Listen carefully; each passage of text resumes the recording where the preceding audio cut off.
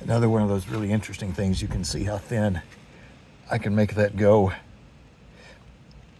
That's because clays are extremely plastic, have a lot of cohesion, so they hold on to each other. They're plastic, they're moldable, and I can just keep squishing that out and it gets thinner and thinner. It's almost ready to ribbon.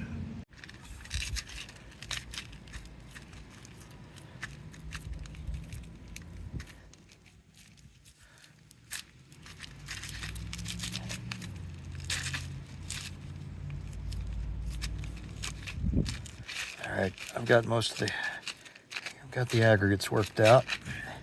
So now then I make this worm.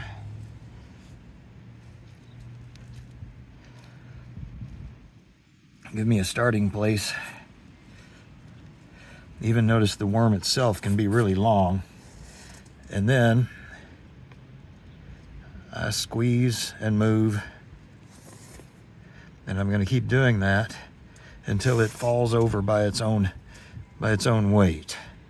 And when it does that, that's when that's where it was trying to break. That's the point where I'm going to measure that and use that to estimate the clay content.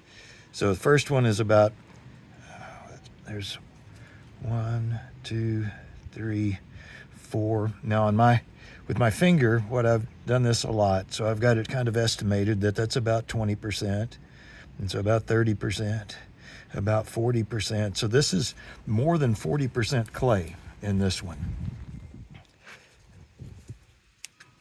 And doing ribbons is a bit of an art and a science. The science behind it is that the clay is what helps hold it together, because this very small particle sizes of the clay, they have a lot of cohesion as those little particles stick to each other. And so the more clay that the soil has in it, the longer that ribbon will go.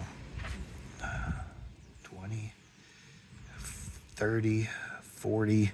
Yeah, again, more than 40%. You can also notice, though, that even now this soil is beginning to dry, and you can see that by the cracks that are forming in it. That's another indication that clay is at work absorbing the water. So even though it started out really wet, it's continually absorbing the water. And if I work this very much longer, I'm gonna have to add some more water to it. But I'm gonna ribbon it one more time and just see what we come up with.